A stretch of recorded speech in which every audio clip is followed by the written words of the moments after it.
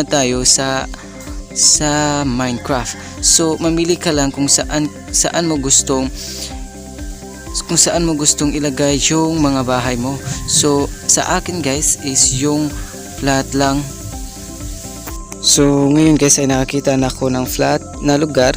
So dito lang ako kung saan mo gustong ilagay yung bahay mo. Tapos i-back mo yan, tapos back, tapos clear mo yun lahat. Clear mo yan. Clear.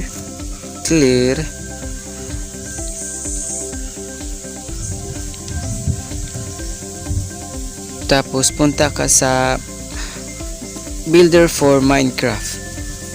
Yan, so nandito na tayo sa Builder for Minecraft. Pagkatapos nito ay mamili ka kung anong gusto mo. So medieval ba o medieval castle or ships or mga sasakyan modern. So dito muna tayo sa medieval. So pipiliin ko muna yung house 14. House 14 yan.